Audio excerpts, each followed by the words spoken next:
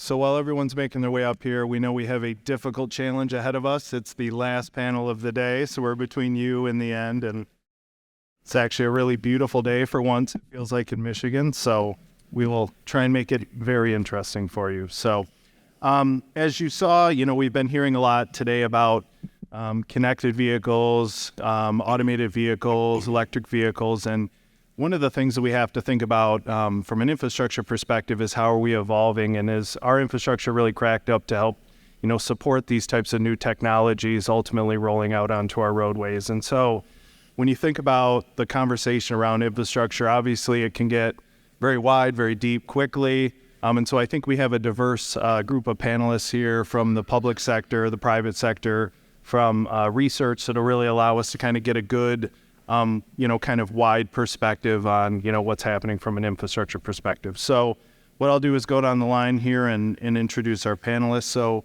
we can start with Brian Peebles from Verizon. Brian Peebles is a senior manager and lead architect in Verizon's applied research organization, a 38-year veteran of telecommunications and computing engineering. Brian joined Verizon in 2019 to drive 5G and MEC-based platform solutions, emphasizing vehicle-to-everything and connected autonomous vehicle communications.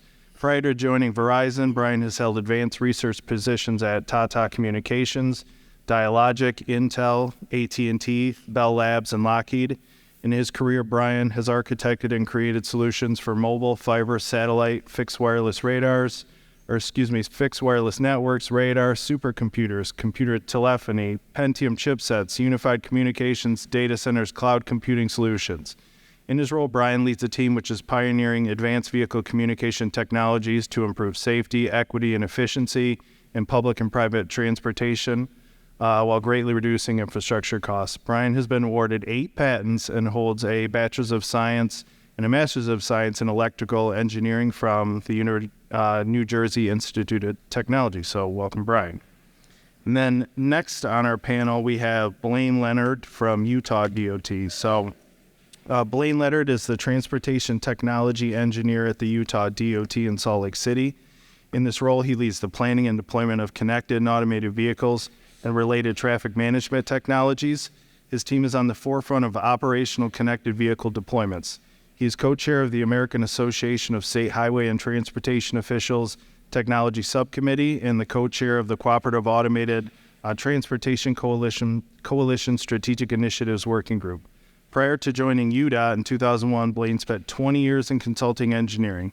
He is a licensed engineer in 6 Western states and is the chair of the Utah Professional Engineers and Professional Land Surveyors Licensing Board. He holds a bachelor's and master's degree in civil engineering from the University of Utah and was named a distinguished alumni by the department in 2010. He is also the recipient of the S.A. Lloyd Withrow Distinguished Speaker Award. Next, we have Darcy Bullock from Purdue University. Darcy Bullock earned his Ph.D. in civil engineering from Carnegie Mellon in 1992. Bullock is the Lyles Family Professor of Civil Engineering at Purdue University and serves as the director of the Joint Transportation Research Program. Bullock is a registered professional engineer in Indiana and has 30 years of experience in industry working closely with airports, transportation agencies, the automotive industry, and private sector partners. Bullock is currently leading several projects related to connected and autonomous vehicles and pro-vehicle analytics. And last but not least, on the screen we have Bonnie Data from Plug to Grid Strategies. Passionate about clean technologies and intelligent infrastructure, Bonnie is an international market strategist who brings to bear a combined policy and business background to positively impact decarbonization pathways with deep expertise in electric transportation and grid modernization. Armed with a multidisciplinary cross-industry skill set, Bonnie is a policy expert with advocacy depth, engaging policymakers and industry stakeholders globally. Prior to founding Plug to Grid Strategies, a startup advisory firm, she played a leadership role in the establishment of smart energy and transport electrification frameworks in multiple U.S. and select Southeast Asian markets in her role as Senior Director, Regulatory Affairs at Siemens. With career pivots from disrupting telecom to advancing energy to clean transport via a stint in Singapore government, Bonnie holds a Bachelor of Science and a Master's of Arts degree. Bonnie serves on the board of Interstate Renewable Energy Council. That was a mouthful. All right. So with that, and I'm not texting and moderating, I just have a few questions, unfortunately, on my phone here. So, knowing the conversation around infrastructure and kind of where we're advancing, maybe I'll start with the first question to Brian. So, what type of connected vehicle communications technologies and applications are really being used today? What are some of the advances that you see at least happening in the private industry? All right. First, thank you for having me. So vehicles are mobile endpoints, and we're all about connecting these vehicles, but we're the only telecommunications company represented here. We already have a nationwide network which connects endpoints, handsets, vehicles. And a lot of the problems that we were listening to earlier today, our company has already solved in other ways. So the issue is now bringing those solutions into this industry to help solve the same problems that everybody here is struggling with. So what we see is the ability to use our license spectrum to solve all the problems of connected vehicle communications, whether it's vehicle to infrastructure, vehicle to network, not necessarily vehicle to vehicle. That may be a long way off, and there are other ways to do that. But certainly from a standpoint of affecting the future of autonomy, but also to enable the 284 million registered vehicles on the road today, which don't have any of this technology in them. And we can do that through simple handset applications with messages which can communicate directly to the driver. All right. Thanks, Brian. So any other panelists want to chime in about, communication technologies, connected vehicle technologies, things that are happening in the research or infrastructure space? So Yeah. It's true. Comment on Brian. I can't agree more. I like to say, vehicles know more about infrastructure we do. If we start thinking about, heard all these millions of lines of code, all answers on it. Agencies, the partnership right now is with the mobile vehicles, and whether it be friction, quality of lane markings, how well our traffic signals are working, how effective our winter operations are. Our cars can tell us that information, and that partnership with the telematics providers is absolutely critical. So we've been gathering information from the vehicles as well. The vehicles do know a lot, and we can gain a lot from that information. And we can use that data for V to I, V to X, V to V, and it works pretty well. We originally deployed DSRC in the 5.9 spectrum. We've pivoted to CV2X in that spectrum because of what the FCC is doing. Largely, we find that it works just fine for us. There are pros and cons to every platform. One of the pros of this platform is low latency. We get this information moved in hundreds of milliseconds rather than seconds, and that's critical for life-saving applications. The other benefit of this particular platform in 5.9 is it's free. So I like to say that if every time you got in your car, you had to put a quarter in the slot or slide your credit card for your airbags to work, your airbags would never work. So it's important, especially with safety functions, that those features are provided to the driver and to the vehicle without an overhead cost. And that's important to us. But that's how we've been approaching the problem. All right. Any other thoughts? All right. Well, thank you all. I think it shows, we've got a diverse group of individuals here. So maybe switching gears for a second here to let Bonnie kind of jump into the conversation. So, Bonnie, how do you believe that the new federal funding via, the Infrastructure and Investment Jobs Acts can help states to electrify transportation and support, the future oncoming kind of evolution of EVs and their adoption?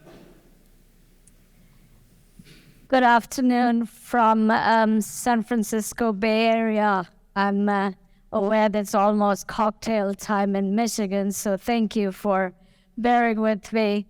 Good afternoon, everybody, and thank you for having me. Very nice to meet you all. I wish it was in person, but these days we are quite used to all of these hybrid work, if you will.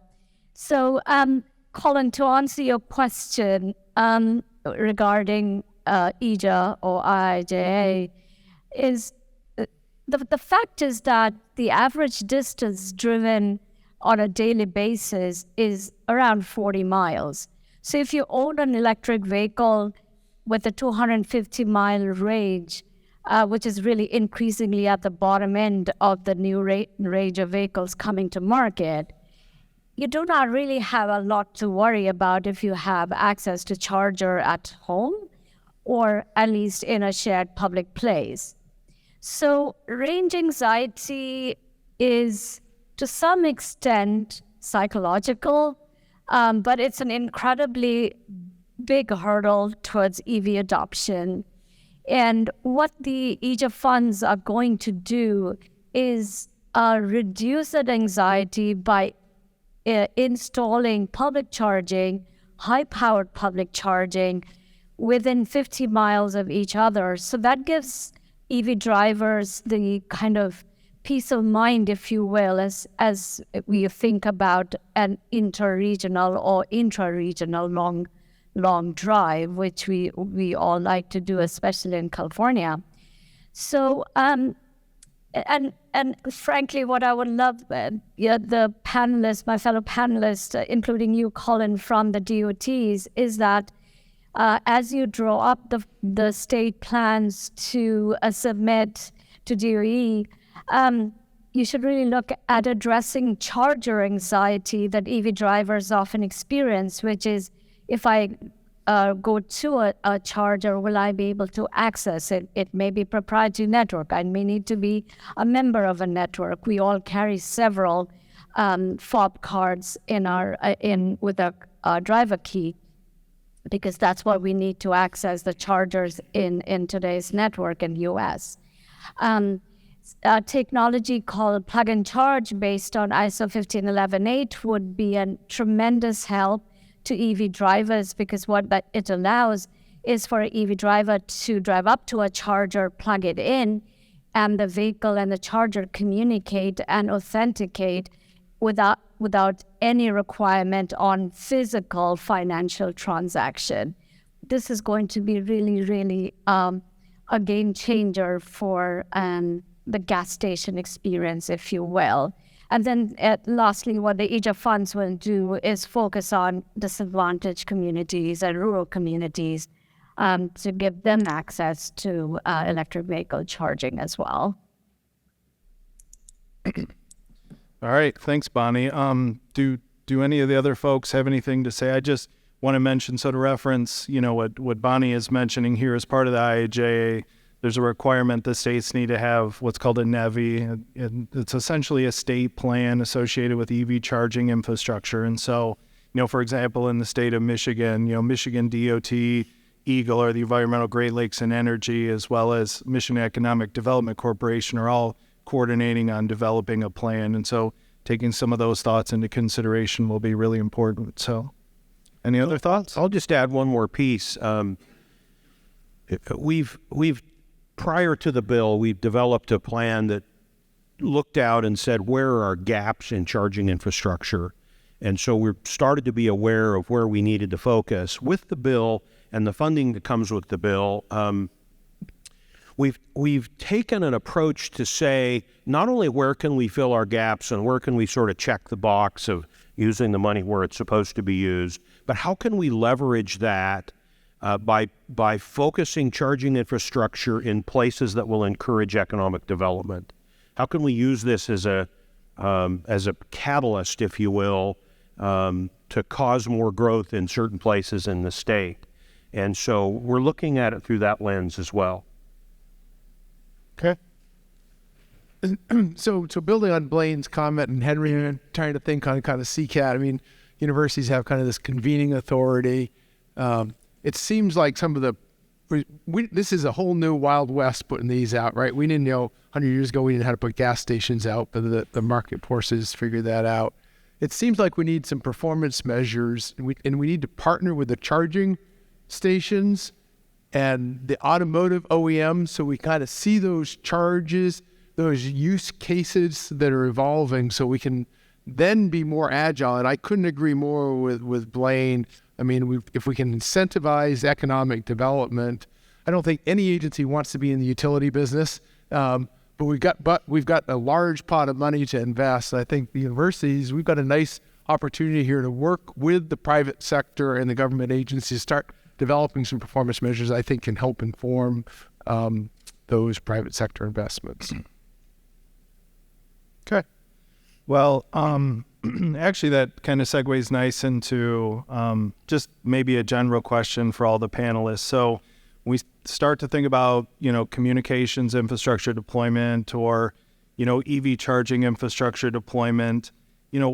What opportunities or how do we view the public versus private role, and what opportunities for collaboration may exist? So I guess I can jump in there. I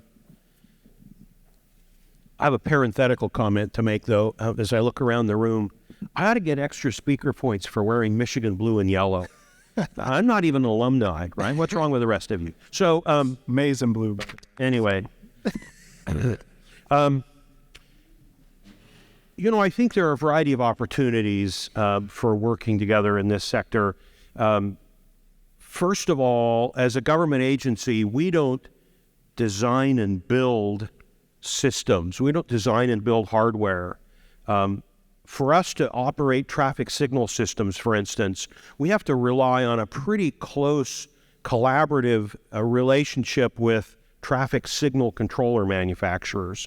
They have to listen to us for what we need, and we have to listen to them for what they can produce. We have to use their product. And I think for many of us, this is a relationship that evolves in that as they find out what we need, they kind of move in that direction. So I think there's maybe a need for more of that. As we look at automated vehicles, I often say that this paradigm is very different today. We've been in the business of building roads for over 100 years, and the automakers have been in the business of building vehicles, cars, for over 100 years. And until recently, we've never really talked to each other, right? We build the roads, and they know how wide the lanes are, and they build the cars, and they drive them on the lanes, or we, you and I, public, drive them on the lanes. We've never really had to communicate much.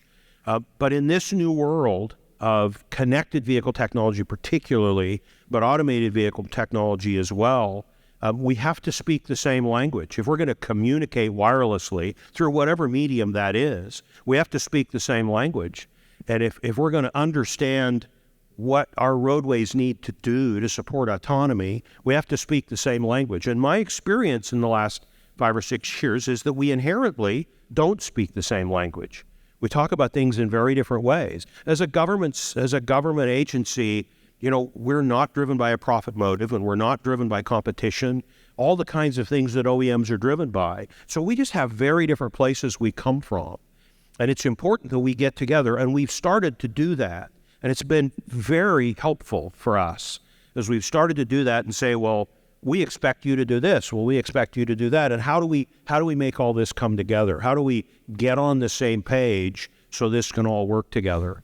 And I just think that's really important. And we're starting down that path. We've got a long ways to go because there are so many things that are different, but it's necessary. So I think that's a real opportunity there.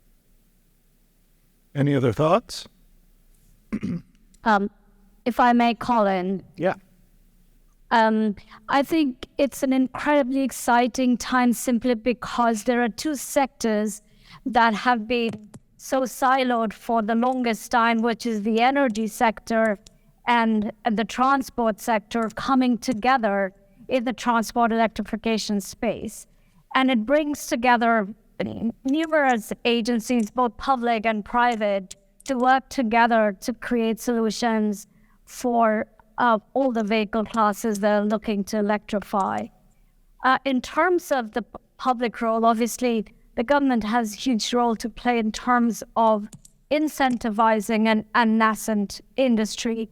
And then specifically look at what we call medium and heavy duty vehicle segment and off-road segment, so Class 2B to the Class 8 trucks, and the fleet segments. So the regulations which we are seeing coming out of California primarily, which is the Advanced Clean Trucks rule or the Advanced Clean Fleet regulation that's under consideration, these are things that are going to push the market. They're going to push the market to innovate, to create products. And then very important is the role of the electric utilities, because for the first time, the electrons are what's going to be fueling these vehicles. So what is the role of the utility, which is a private sector entity, if you will, but also a huge impact because they are regulators, and therefore the government has a role over them. And then the private sector is really about the technologies, both charging infrastructure, as well as the broader, what we call distributed energy resources that will allow for additional power resources to interact with the electric grid bidirectionally to provide the additional power that we will need as we will have these large electric loads coming onto the system, which will be a challenge given, we all know how old and dilapidated the electric grid is in the United States. All right, great. Just on that, there's some good points just raised there. I mean, I think the government has to decide a balance between regulation, mandates, and incentives. I know mandates were discussed a number of times earlier today, and there are times when the public sector has to get more heavy-handed in order to force action, and in doing so, be more forward-thinking, more proactive toward where we want to be 10 to 20 years from now, because let's face it, any decision made today would still going to take another decade or more to start to roll out. You see that in some of the recent actions by the administration to try to get better energy, utilization by vehicles and more efficiency in fuel economy. I think the same thing needs to be done in this sector. We need to be looking toward opportunities to push forward with new technologies, which will really take us into further into this century. All right, great. So, there was a reference, obviously, to all the great data that's being generated, by connected cars, connected vehicles. Darcy, with your work, kind of in the signals realm and third-party data analysis and all these great use cases, can you maybe talk about some of the things that are happening, in your neck of the woods, in Indiana, and then I'm sure others will probably have some thoughts. Sure. So in that connected vehicle space, I think the key message we think about, if anybody's ever been like at a 911 center and somebody like calls in and reports a crash, you're lucky if you can get the location, the direction. So the really nice thing about connected vehicles is they know where they are and they know what time they saw it. So whether it be a traffic signal that doesn't have enough green time, whether it be an icy bridge, whether it be slow traffic in a construction zone, whether it be lane markings that the automated lane keep assist can't see, we get really, really good information. So as an agency, if we can get that data in at scale, we've now got a really, really powerful tool for prioritizing both our maintenance activities and then some of our longer term capital programs. And so kind of finding that right balance, and Blaine is spot on. We've got to find that right balance between the safety critical low latency applications. But then there's some stuff that we don't really care if we know a day later that the pavement markings aren't visible. But that's really valuable data to get maybe at off-peak time. So I think that's where we're going in that probe vehicle space. All right. So, that's exactly right. There's a huge amount of data out there.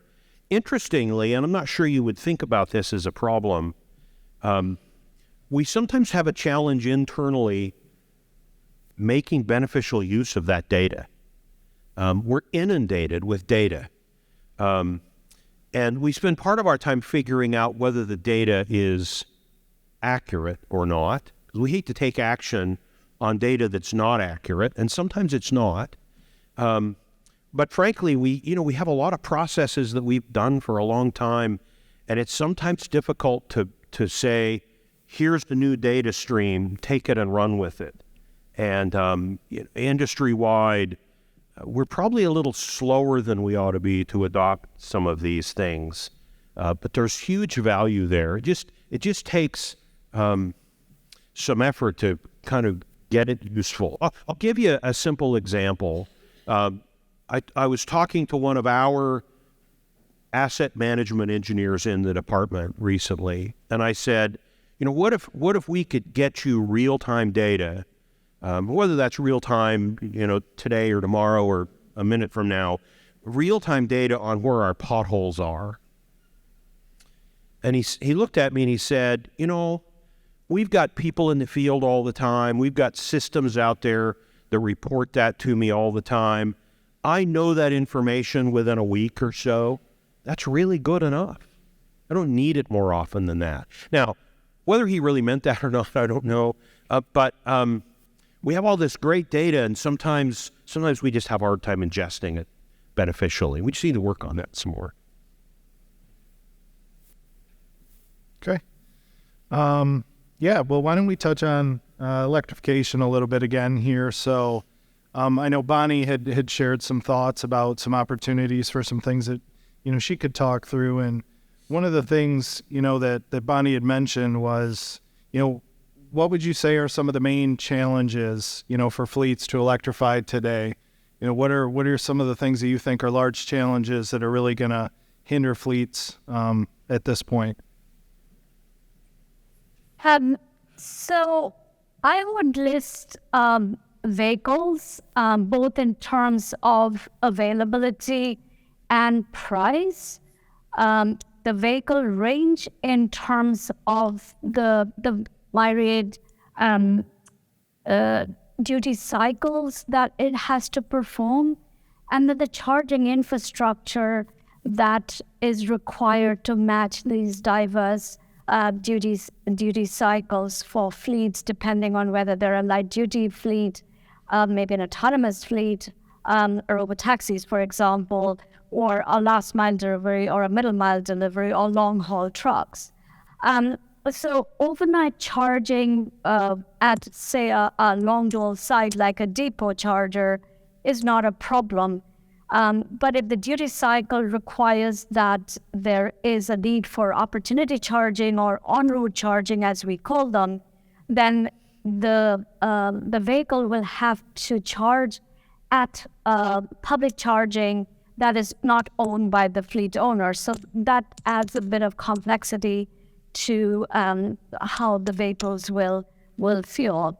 And to this scenario, of course, is the current supply chain issues that's impacting both vehicles as well as charging infrastructure, charger manufacturing, as well as, of course, geopolitical issues that impact the kind of minerals that go into batteries.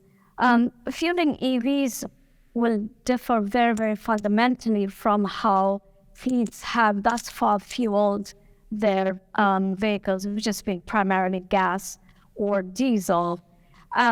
Understanding the various components that go into electrifying a fleet, not just the capital expenditure that is involved in the vehicle, but also a lot of the components that impact the day-to-day operational expenditure is going to be critical if the fleets have to get a sense of what the total cost of ownership would be for an electric fleet.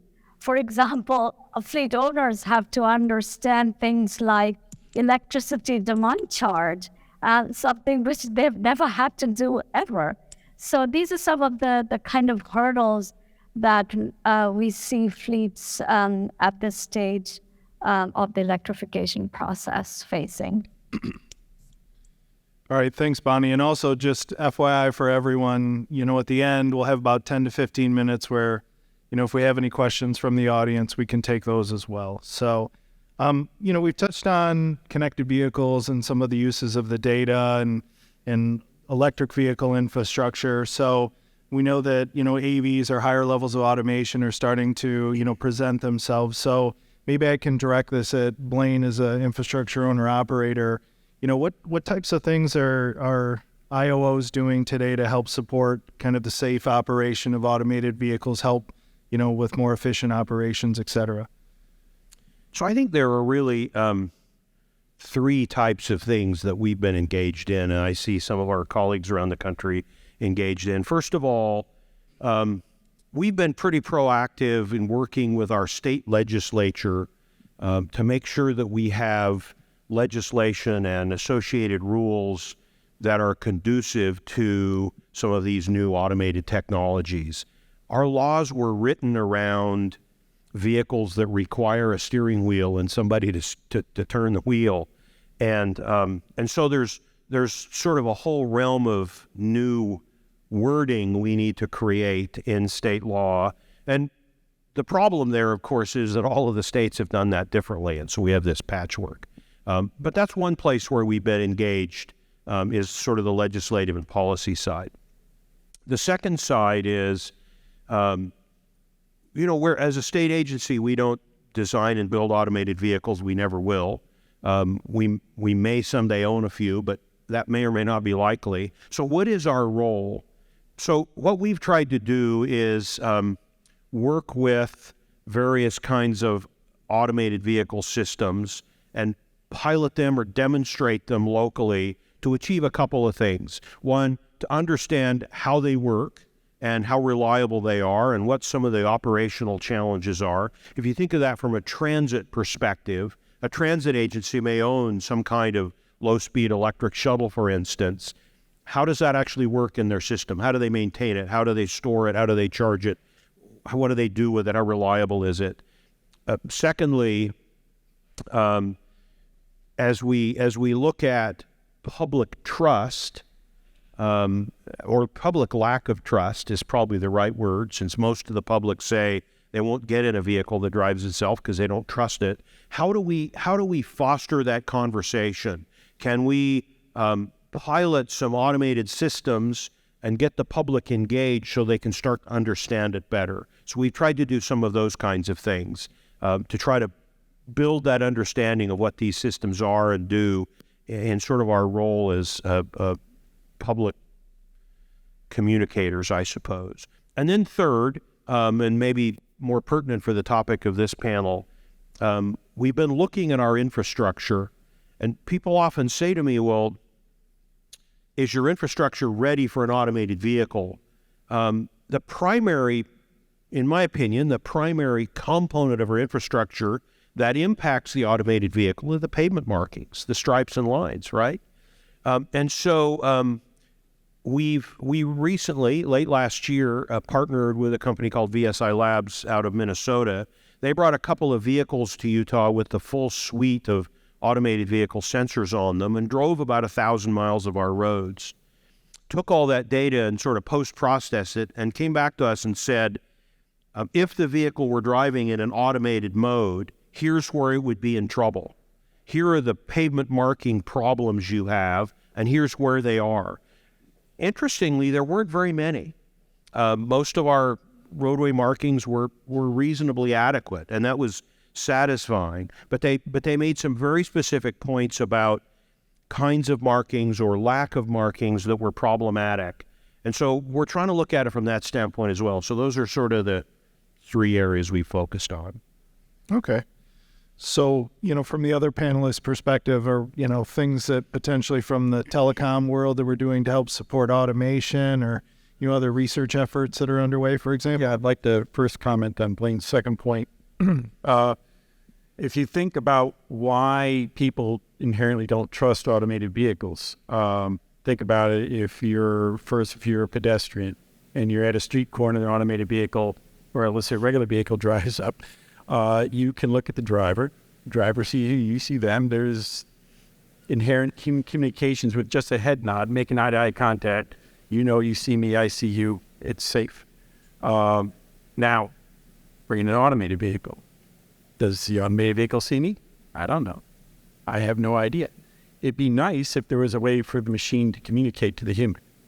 And that's where communications comes in. Not just for a pedestrian, but for another vehicle. Or for a passenger in an automated vehicle. What if the automated vehicle had a way of communicating to the person inside, this is why I'm driving this way. This is why I'm taking this route. It doesn't have to be a Jarvis-type capability with Iron Man, but it has to be some level of communication which the machine can have with the human. That would improve trust tremendously across the board so that humans could start to trust automated vehicles. Great. I want Jarvis, though. Well, they're half there. Yeah. So, and I think we're all on the same page, and I think the vehicles are an edge computing device, and I think the telecoms, not only the vehicle vendors, but the telecom providers, we've got to find a way so that we find that, it's kind of that three-tier. There's some really, really low latency safety critical that might be DSRC. There's things like an icy bridge that if we know within 30 seconds, that's good enough.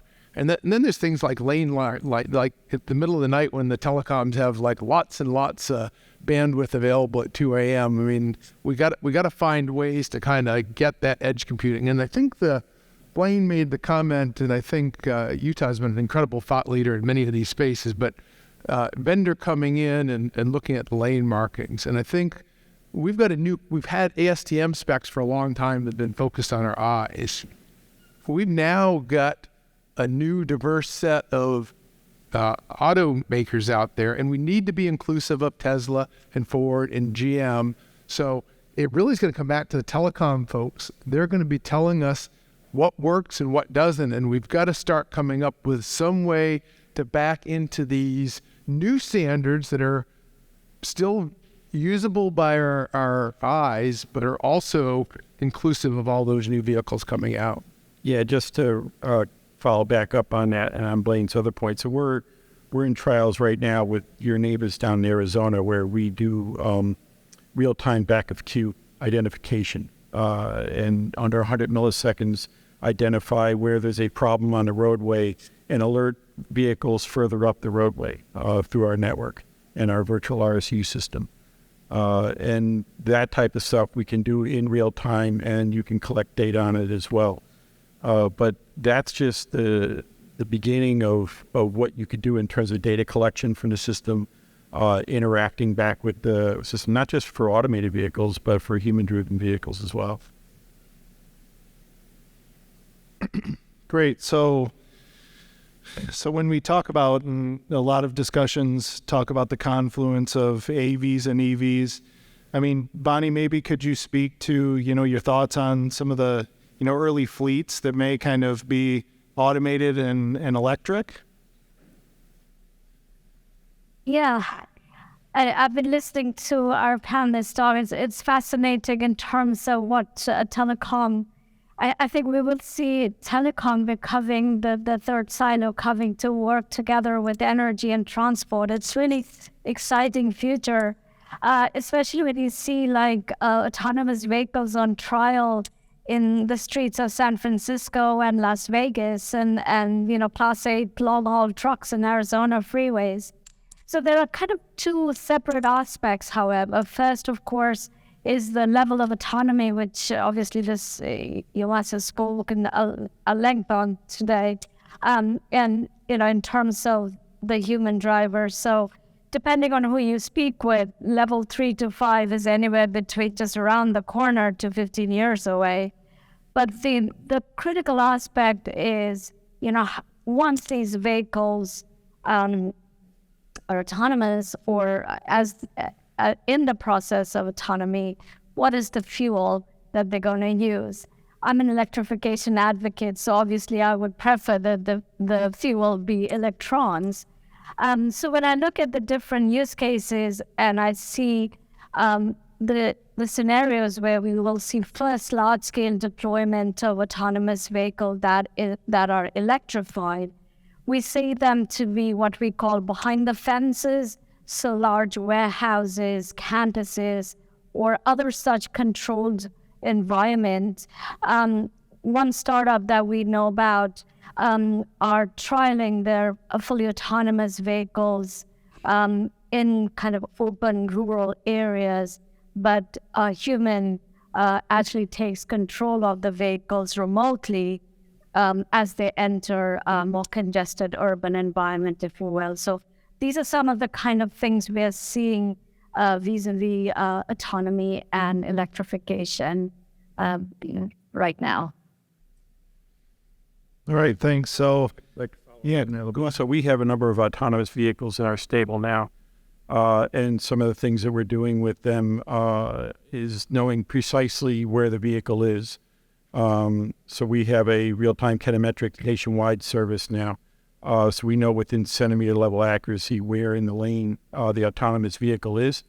And using that type of, again, using the communications network to pinpoint where the vehicle is, brings a tremendous safety margin towards level 4, level 5, even eventually. We're actually, my personal opinion is I think we're closer to an autonomous capability than we are to pure EV capability, because there's less infrastructure rollout with autonomy than there is with charging EVs. all right, so we've got about 20 minutes left here.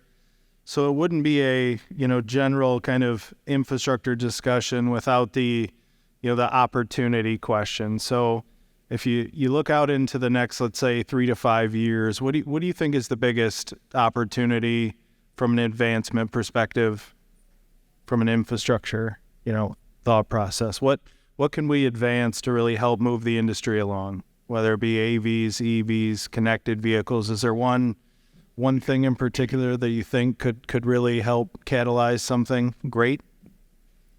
Well, I can tell you what drives us, and it's safety.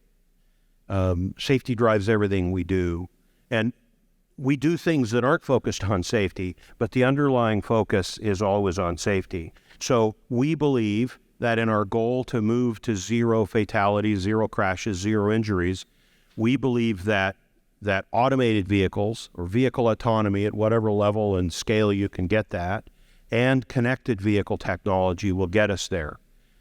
In fact, we believe that without those two things, we won't get there.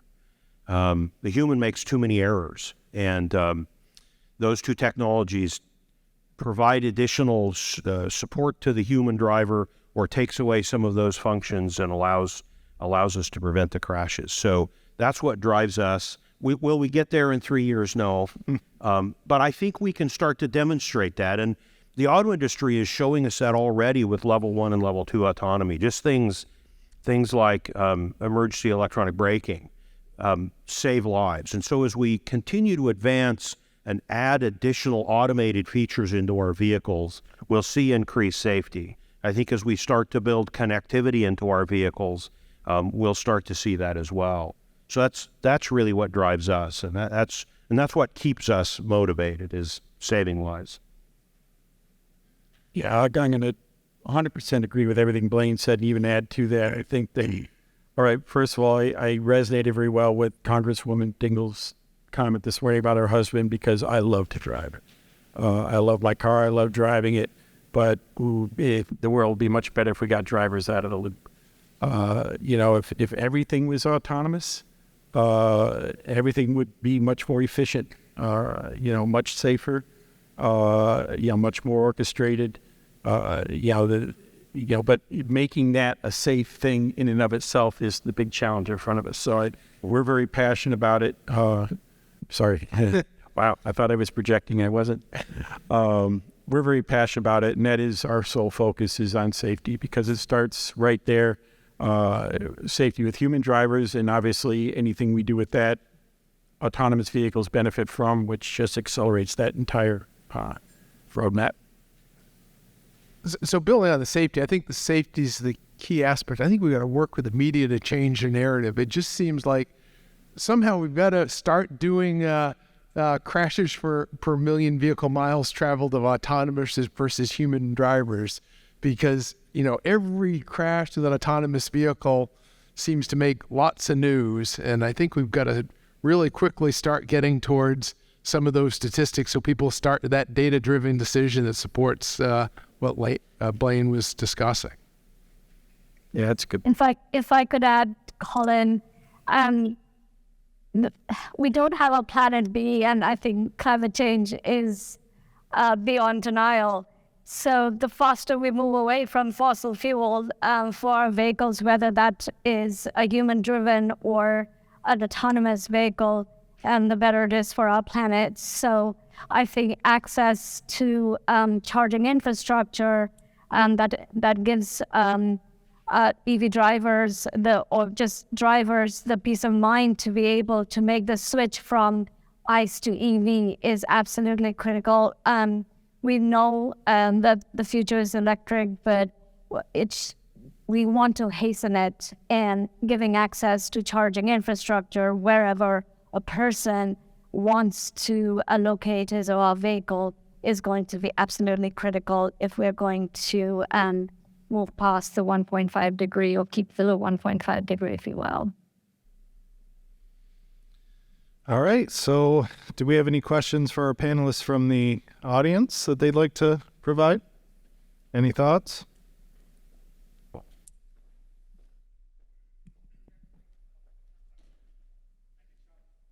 Professor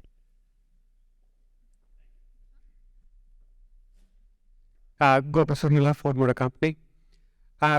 Blaine and Darcy were alluding to we need to talk efficiently, right? It was like Blaine was talking about, hey, it's about communication. If we are first time, if we communicate and come to a common solution between DOTs and automotive industry or whoever it is, right? So one place where we are trying to do that, right, has been in the CV2X communication, coming to a protocols, coming to the same language. And when you talk in other terms to what do we want from the automotive industry for the roads to look like, or what do you want the data to look like for you?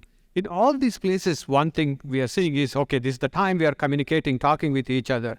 But one issue that I'm seeing is we do not have an efficient framework of being able to come together. Usually I expect if two people need to come together, agree on something, and if it goes to three people, it exponentially increases that time to get there, right? I was thinking, it's what could that be, an efficient framework where we can be able to communicate and work together in a faster way than what we are doing? I mean, we learned how to talk, right? This is the first time in the last 4 or 5 years I've been talking with more DOT members than I ever did. I never touched with any of the DOT members before, right? So I just wanted your thoughts on what could be that framework we want to think about where we will be able to efficiently communicate and be able to get to a safer society and overall societal efficiency improvement, really. So, thank you. So the question was on time frame? Is it on the platform? Yeah. So, that's a great question. I think part of the challenge is there are so many players, and even players that are similar may not mean the same.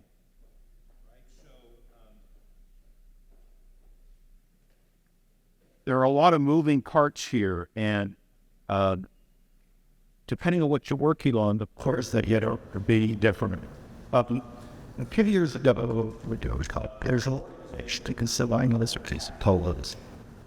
Very walked it off, and it is that the patient go tenants when asked this picture out of to be what love. And the intensity of the vector all of a sudden agreed harder is what the large things to this size of finding organizations. The intent was to try to what you just created. Oh, wow. And the Paper Island. Hello, it is that new pole up here. You don't know it from up here. The intent of the CAT Coalition was to try to pull in a large group of multidiscipline stakeholders. So we not only tried to get the infrastructure owners, we tried to get representatives of the auto industry, we tried to get representatives of the communications industries, we tried to get representatives of the first tier, second tier, third tier suppliers, of not only the automakers, but all the other stuff we buy. And I think it was successful to a degree. The problem is we would pick a set of topics, and that would be of interest to 5 or 6 of those groups, and the rest of them would sort of disperse. There's currently an effort to try to come up with the next generation of that organization, and to try to figure out who those players might be. That organization had a tendency to lean towards vehicle connectivity, even though automation was in the title. The new version is trying to absorb sort of the vehicle automation side as well. But it's a challenge because of the diversity of the players. And if you form some kind of a group and I'm there, I'll bring you my perspective, but my perspective may be different than Collin's perspective in another DOT, right? Or Nick's in another DOT. How do you get all of us in the room together? Well, that's pretty hard. So it's a tough challenge, but we need to keep trying to do that. And I think what we'll end up with, and what we are ending up with, is a bunch of groups forming around certain topic areas. That may not be the ideal solution, but I'm not sure there's one table quite large enough for everybody to efficiently come together. I don't know if that makes any sense. It's a fair point, whether that table exists. A lot of what's been going on is very, what I would say, somewhat piecemeal. We attack each problem one at a time. It would be nice if there was a universal solution, and you're not the first person I've heard ask, is there one that we can do? But it would take multiple disciplines and multiple industries coming together to really solve it. As we already identified, the power industry, right? The communications industry, the automotive industry, the public folks. It's a lot of big entities coming together.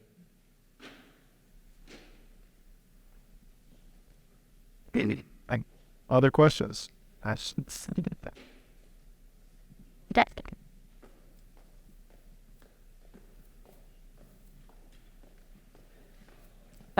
Thank you. Adrian Whitty with Tool Design. I'm coming from a perspective of being pretty new to connected and automated vehicles, so I'll put my naivety out there straight away. But maybe that puts me in a good position to ask this question is, I think part of the fears that you were talking about of public perception are not only getting in a car that's automated or autonomous, but also moving around the streets with cars that are, doing things that others have programmed them to do. I'm wondering if there are things that public agencies can do or other partners can do to sort of like educate and dispel some of those rumors, and also what's the infrastructure lift around pedestrian detection or bicyclist detection, and where is that at in terms of like what's the build out for those sorts of things, and what can agencies be thinking about? I got 2 or 3 questions in there. Did I hear right? Are there 2 or 3 questions in there? They hit it. The infrastructure build-out question is interesting, and it sort of covers several levels, depending on how intensely a transportation agency focuses on their physical infrastructure. You get sort of a different game, right? So if you've got an area where the traffic signal controllers are old and out of date, there's a limit to what you can do with those. If you go to an area where the traffic signal controllers are modern and have full capability to report tenth of a second performance data, for instance, and have the capability to create a signal phase and timing message that you can send to a vehicle, have the ability to deal with various detection technologies that we use at the intersections, and are connected with some kind of a backhaul system, fiber, back to some central hub, then there's a lot of other things you can do. Even at that condition, though, for instance, we use a lot of radar detection to detect what's going on around the intersection. Some agencies use loop detection, which really only detects vehicles in the pavement paths, in the travel paths. A lot of agencies use some kind of video detection. All of those are great, and they all have some kind of limitations. And our build out of radar is pretty good, pretty intense in our intersections. But to fill those gaps, we're starting to look at things like, and some of those gaps are, the radar's really not detecting pedestrians. It's built to detect vehicles, right? It doesn't do a very good job of detecting bicycles. And we're very concerned about those vulnerable road users, pedestrians, bicyclists, scooters, any other kind of sort of non-vehicular motion. So we're starting to think about LiDAR. And does LiDAR fill that bill? And I know there are a number of studies going on around the country, a number of both agencies, universities, and companies that are looking at LiDAR. So what's the real build-out? I'm not sure the real build-out ever happens because we just keep expanding our view of what the build-out looks like. There are some great technologies out there, and we're trying to leverage them as best as we can. There, of course, then is the public agency moaning and groaning, we don't have enough money to do all of this, which is always true no matter what we're trying to do. So that becomes a trick as well. But there's some good technology out there. And then once you get that information, you've got to communicate it. You've got to get it in the hands of the user, whether that's the pedestrian or the vehicle or the system. So I think that's one of the questions. Yeah. Well, it's kind of a compound answer to a compound question. Yeah. And we've had the same problem with the sensors. There's no one sensor, I think, which is perfect. You almost always need a collection of sensors. And exactly what that formula is yet, I think everybody is doing some research into what the perfect combination of sensors is. And would you ever get all intersections instrumented that way is another question.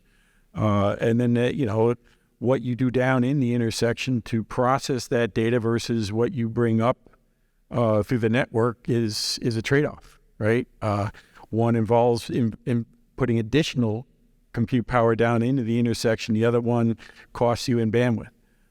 So it's still a lot of investigation as to how to do that, but it is necessary because there's no way we can build a safe system without sensors. And in a perfect world, we will then combine all of that with all of the perception that the vehicles have. And as they get all kinds of sensors on board, if they can and will share that with us, that just adds to the complexity, but it also gives us more certainty about what's really going on.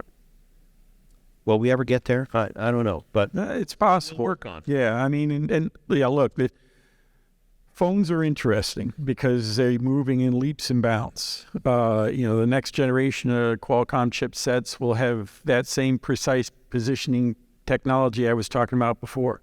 But is everyone going to be comfortable with that? That gets into all kinds of discussions.